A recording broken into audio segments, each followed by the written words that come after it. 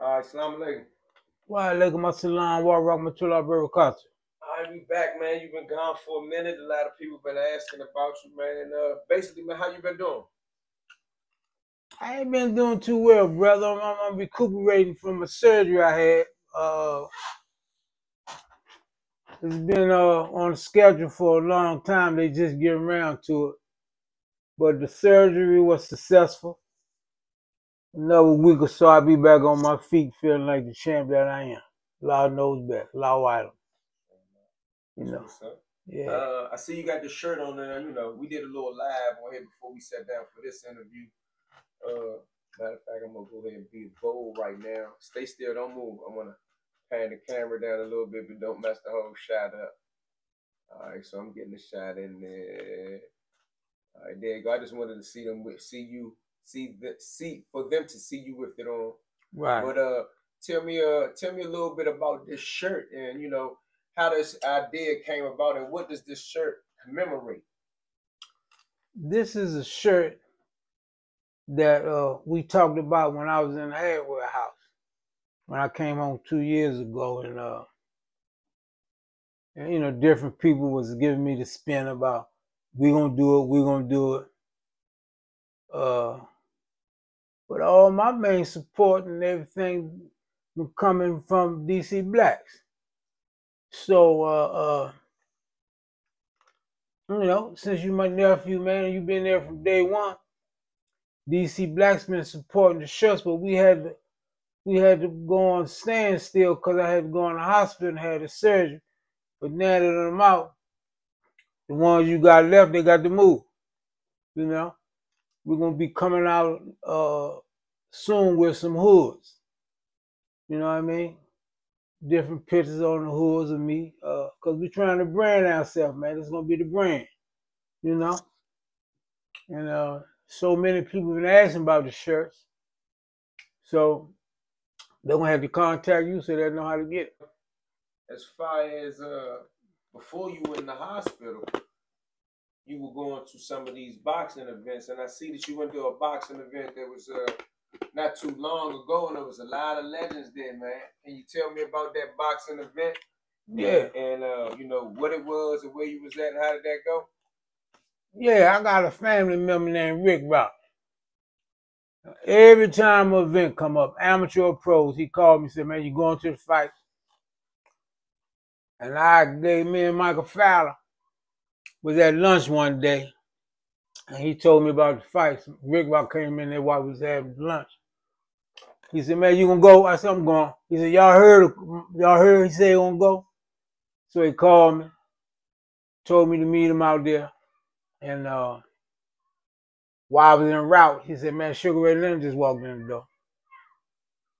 I said, I'm on my way.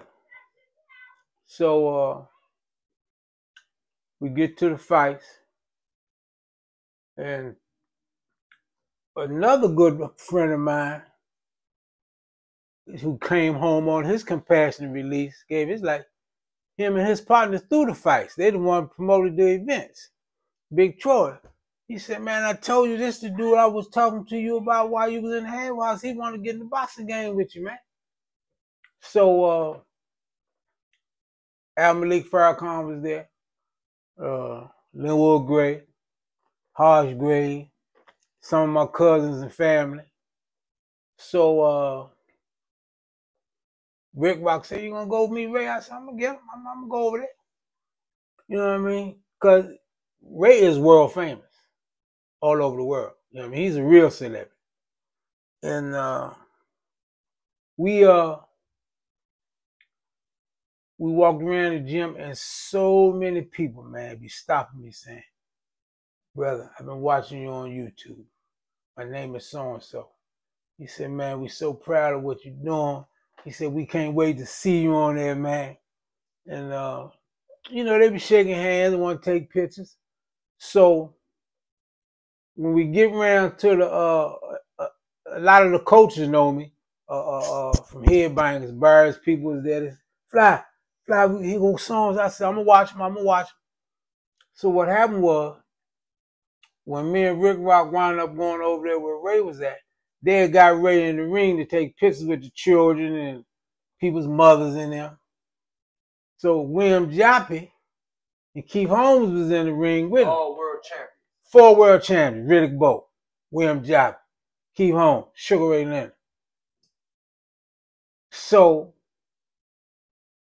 I said, Keith, tell Ray I'm right here. I said, Keith, tell Ray I'm right here. So he said, Ray. But man, so many babies and children and mothers and them want to take pictures. I mean, they mobbing them. So soon as Keith snatched, said, Keith. Soon Keith got a chance to snatch, he said, Ray, they gonna fly. He looked at me, came out of the ring, came down and hugged me. I said, what's up, man? You know who I am? Initially, I don't think he did at first, because it's been so long. I said, man, I'm Keith Avenue Bay, I'm fly. Used to box with Peachtree and Wilbur Cook and them when you used to come down Lord, man. He said, damn, baby. I said, yeah, man, I'm home, man, after 50 years. I said, I be talking about you on YouTube all the time. We talking about how you fought Larry Henry and how you was coming down the Lord and how Eggy got in the ring with you when you came out of 76, man. He said, damn, man. I love you, man. I said, I love you too, man. We talked. I said, man, I want to get with you, man. He said, all right, babe. So then William Joppy said, Fly, don't go nowhere. Fly, don't go nowhere. He jumped out of the ring. He said, man, I be watching y'all. Shout out to William Joppy, man, for following us. I love you, homie.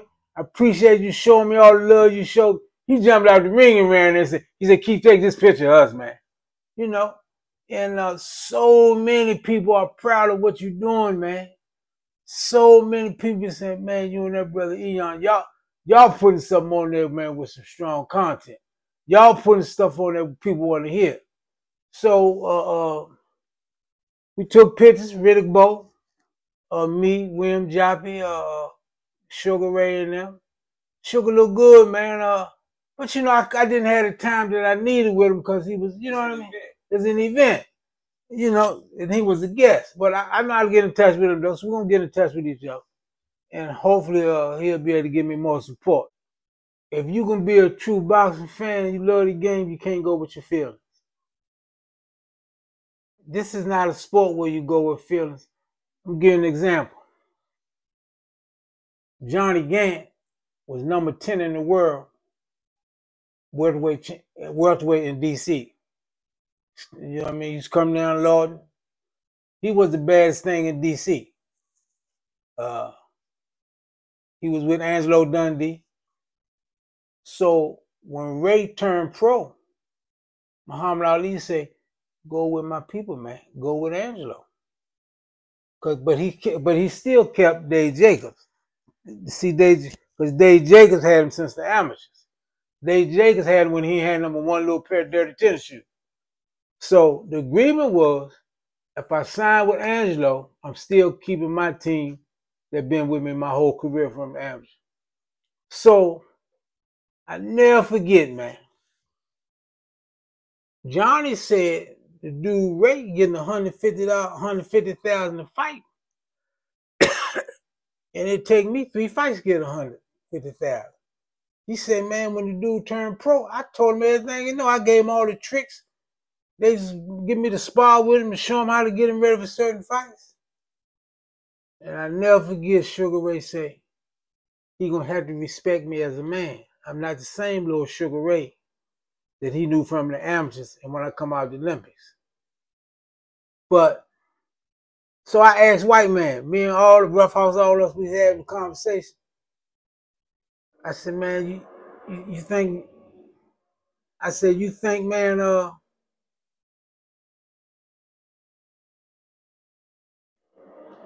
do you think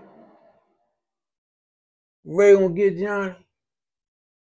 And White Man looked me in my eyes and said, Ray gonna get him. He said, because Johnny fought with the White Man in there. He said, Ray gonna get him because Ray got more natural ability. He said, and you can't go with your feelings and emotions. He said, Ray is a young, upcoming superstar. But when I heard Ray say, I'm going to have to make Johnny respect me as a man, he's still looking at me as a little boy, man. He used to spar with him and train with him. He said, man, I'm fighting, man, to be the welterweight champion of the world. And he whipped Johnny. and he whipped Johnny and took his ranking. You know what I mean? So, just like right now, me and Andre Ma, we got an ongoing thing about Shakur Stevenson and Tank. And he betting everything in his house that Shakur gonna get him. And I say Shakur can't beat Tank. But what's your prediction on Lamont Roach? I never seen Lamont fight. I need to see him fight. So I don't want to just jump out there. But I respect Tank for saying I'm gonna give him a shot. You know, he out of DC, I'm gonna give him a shot. What do you see if you had to break down or analyze the potential of a Tank fight and a Shakur fight? I think, from my experience and knowledge of the game, the Tank will walk him down, and then in the late rounds, he will get him. Same thing with Tommy Hearns, Sugar Ray Leonard. Tommy Hearns knocked out everything, got in there before Ray. You know, and everybody was saying, man, Ray ain't gonna be able to get away from this dude for all them rounds, man. See, you can't knock everybody out. But at the same time, you know, Sugar Ray Robinson told Billy Conn when they fought, he said, you can run, but you can't hide. I'm gonna walk you down. And he ran for 10 rounds. But when he caught him, he knocked him out. See, man, on that picture, you got the Wrecking Crew. I said on one of our interviews one time, man, you was talking, and I was talking about, I said, man, when we was coming up, Peachtree used to beat me and Brothers. And man, so many people say, Peachtree used to beat you. Sometimes you outgrow. You know what I mean? Sometimes you outgrow, man, your competition. And sometimes your natural ability is more gifted than others.